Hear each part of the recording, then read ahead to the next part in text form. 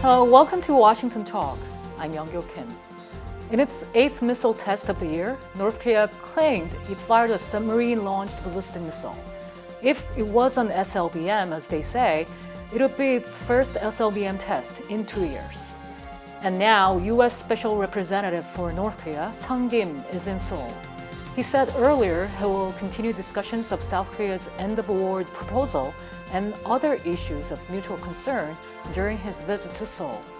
Today we'll discuss these and more. Joining me is Bruce Bennett. Dr. Bennett is an international defense researcher at the RAND Corporation.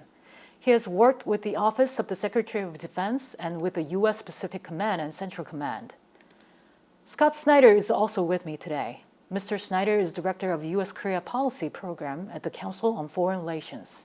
His book, South Korea at the Crossroads, examines the trajectory of South Korean foreign policy. Welcome to the program. Good to have you both.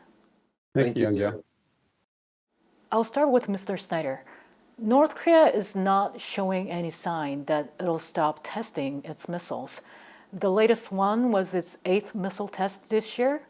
What was your first thought? Well, my first thought was that North Korea appears to be back to normal in terms of its testing cycle after a break as a result of the COVID pandemic.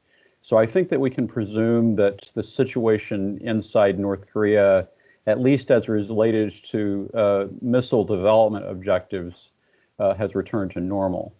And then my second thought was really that North Korea continues to check off the list of desired capabilities that it revealed last January at the 8th Workers' Party Congress, and SLBM capability was one of those. Mm-hmm. Dr. Bennett, North Korea claims the latest missile it test fired was an SLBM. How likely is it that the missile could be really an SLBM? Well, when you say an SLBM, it's a missile that can be launched from a submarine. It probably was that. The question was, though, was it launched from a submarine? That we don't know. If really, as Japan said, 2 missiles were launched, only one of them could have been launched from a submarine because the submarine that launches those missiles has only one tube. So we don't know whether the missile that worked was launched from a submarine or from an underwater platform. We just don't know at this stage. Right. Dr. Bennett, if we assume one of them was launched from submarine, how advanced do you think they are? Are North Koreans able to launch this kind of missile from submarines? Well, I think we have to remember that even with South Korea, the missile that South Korea launched from its submarine was a variant of its land-based missile, its Hyunmoo 2B. So they took the land-based missile and adapted it. This is starting to look like North Korea took its KN-23, its missile like the Russian Iskander, and adopted it for a submarine launch. We don't know for sure, but that's what it's looking like. That would not be at all illogical or potentially all that difficult to do once you've managed the process of learning how to eject a missile from a submarine and get it to light off and actually work. Is this really an advanced missile? Well, the Iskander's fairly advanced for in-theater types of actions. And certainly from a South Korean perspective, this is a troublesome missile. We have to remember, North Korea is trying to condition South Korea and the U.S. They're trying to get us used to these short-range missile tests, even though they're prohibited by the UN Security Council resolutions. They're trying to continue the Trump heritage of saying, oh, short-range missiles are no big deal. And that undercuts the U.S. reassurance of our ally. It's not a good thing for the U.S. to say, oh, it's okay if you fire missiles that could hurt South Korea. Right. Mr. Snyder, what do you think the latest test tells about where North Korea stands in terms of its missile technology? I think that this is an area that North Korea is trying to develop, and it's going to require more tests before North Korea is going to be able to move to deployment. The other issue that some have pointed to is that we're not really sure what type of submarine North Korea intends to launch a missile from. And so, that is another big question, I think, related to North Korea's development of this capability. Mr. Snyder, the U.S. said the latest missile is violating the UN Security Council resolutions. What is the reason that the U.S. should be wary about this latest missile launch? Well, Bruce already outlined that as well. And so what I would say is that the UN Security Council resolutions are the primary enforcement mechanism as related to North Korea's illegal nuclear and missile development. And what North Korea is trying to do is to legitimize itself as a responsible nuclear state, as one that has these capabilities. And I think that we can see that very clearly in, for instance, the North Korean statements that it's made in defense of its program at the UN General Assembly. But the fact remains that the Security Council has passed numerous resolutions condemning these developments. And because it's the primary vehicle for enforcement, the U.S. And the international community needs to hold to the resolutions as a symbol of the fact that North Korea is in violation. All right. Dr. Bennett, are you worried that North Korea seems to be diversifying its missile capabilities? Sure. I mean, this kind of development, and especially their modernization, their ability to replace their old Scud missiles, which were very inaccurate, with the much more accurate and maneuverable KN-23 that will give missile defenses a problem. These are all developments which are not a good kind of development from a U.S. ROC perspective. And, following up on what Scott said, I think we need to be very clear. North Korea keeps saying, well, you've got a double standard. South Korea is developing a 1,500-kilometer range cruise missile, so are we. They launching an 800-kilometer range ballistic missile, so are we. So it's a double standard. The problem is North Korea's missiles are being developed for nuclear weapon delivery. And that is a major reason why the sanctions have been implemented. That is not a double standard. And that is the case where we need to take action against North Korea to demonstrate that the problem is its ability to deliver nuclear weapons. They need to be thinking about denuclearizing. As well, South Korea needs to be cautious about anything associated with nuclear weapons, as has developed in the debates over the presidential election. All right.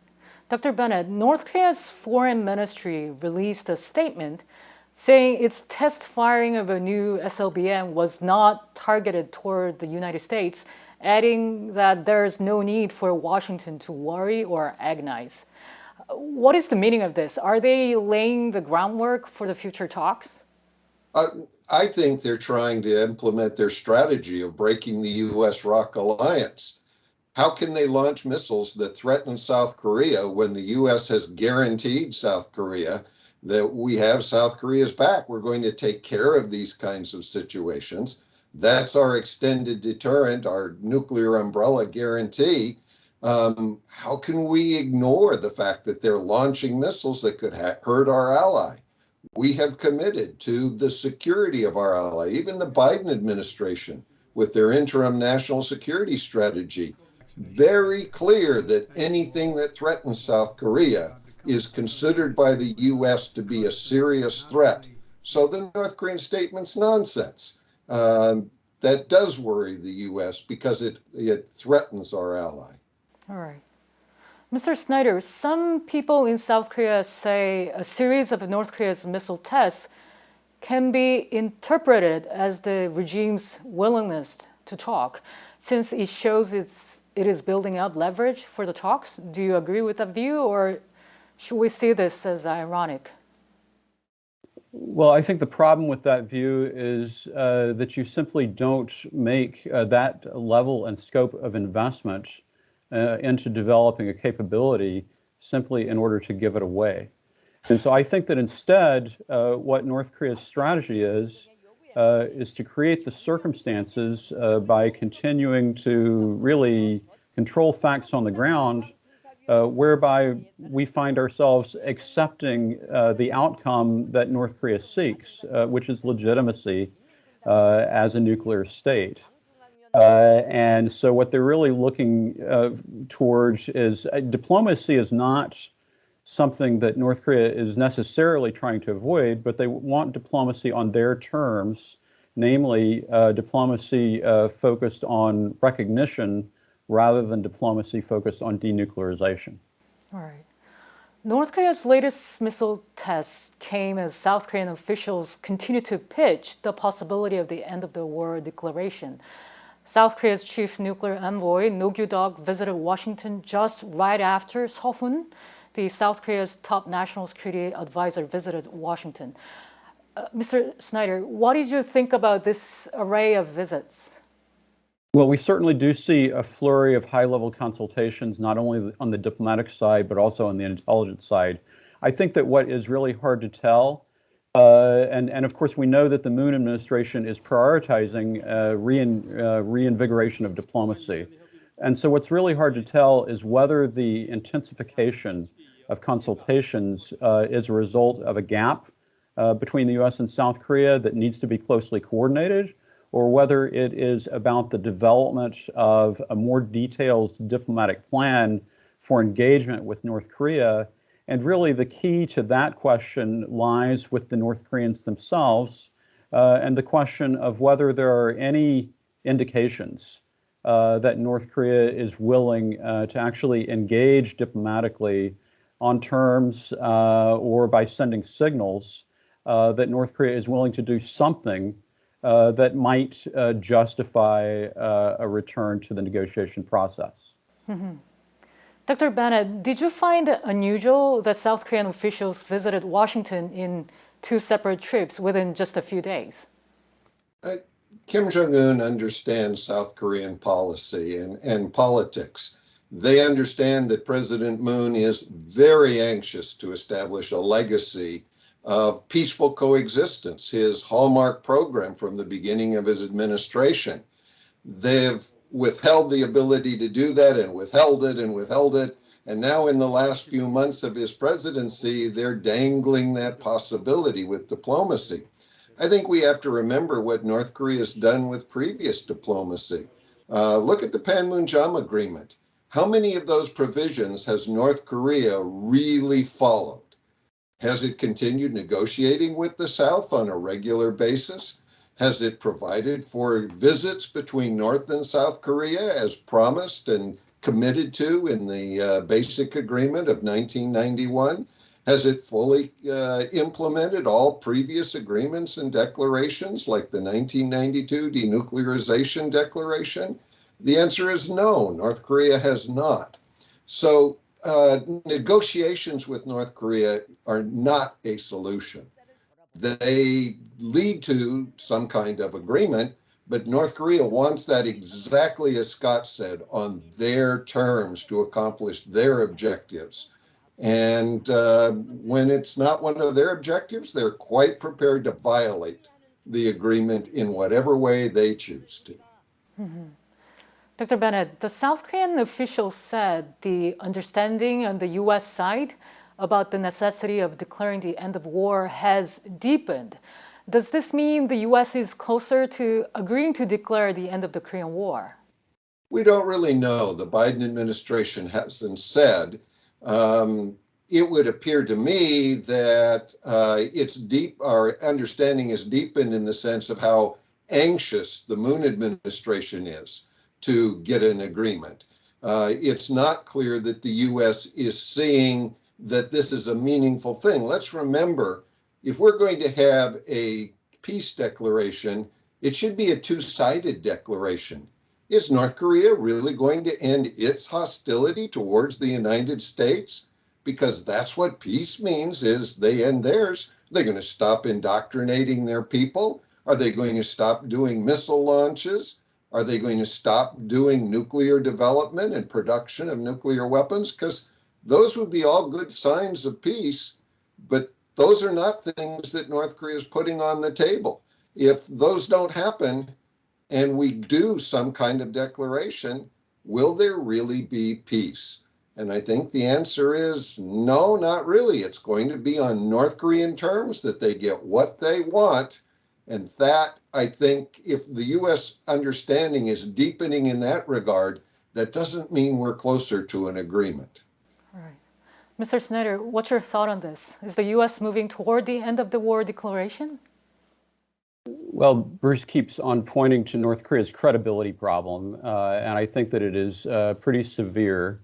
And what we really need to see is greater efforts to draw out from North Korea an understanding of the mutuality and reciprocity that would be needed in order to forge a viable pathway.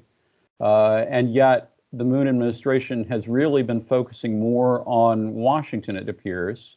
I think the reason for that is that South Korean public opinion has developed in such a way that the Moon administration actually needs a stamp of approval in the form of alliance buy-in in order for its own efforts toward North Korea to be credible.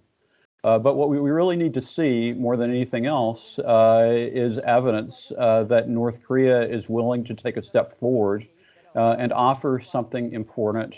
Maybe it could be even further pledges of self-restraint or enhanced willingness to curb its own testing, or even a return to other forms of discussions about stabilization on the peninsula in order for this really to be viable.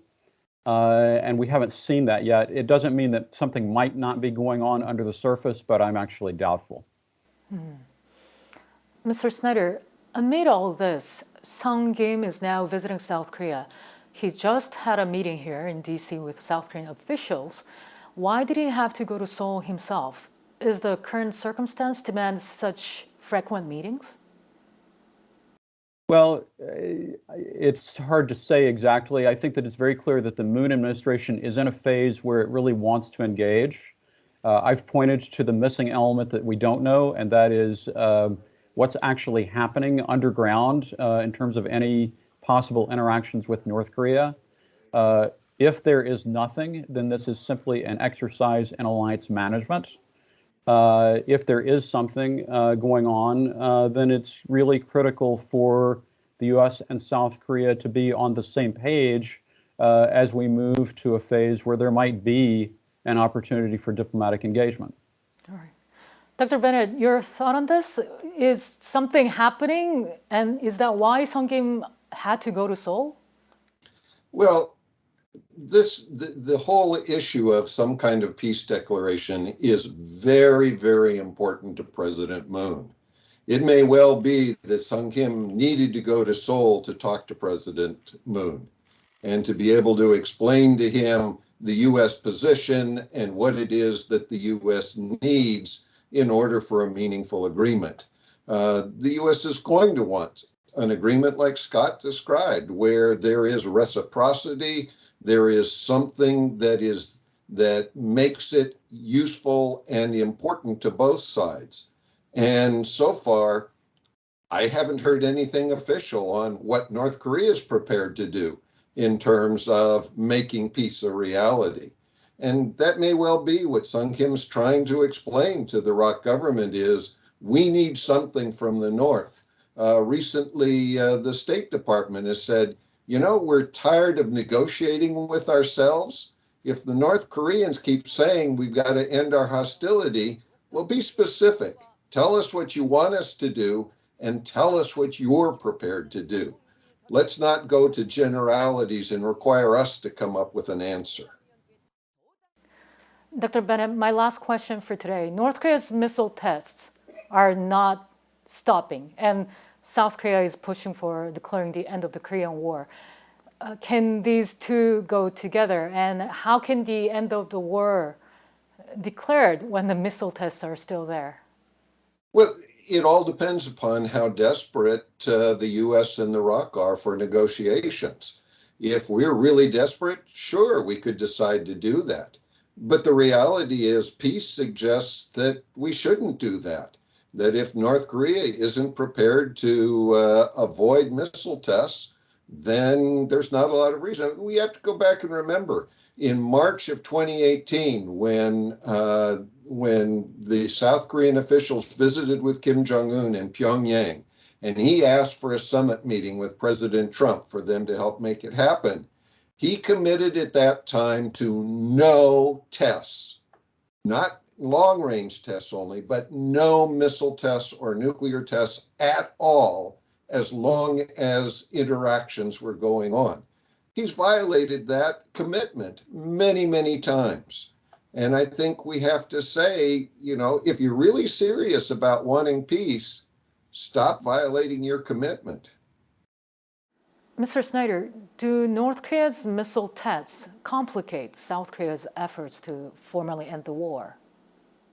Well, yeah, I think they do, because I think that our conversation so far has really pointed to the possibility that we're seeing a peninsular missile race, some kind of space race, and this is not a propitious moment for declarations. Instead, I think that what it points to is possibly the need for a redoubled arms control approach, including a focus on practical interactions and negotiations between North and South Korea over how to reduce tension rather than making declarations.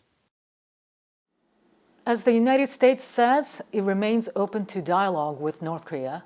Diplomats from both the U.S. and South Korea are moving briskly. Whether this will be surely directed toward the discussion of North Korea's denuclearization, we'll have to keep watching and find out.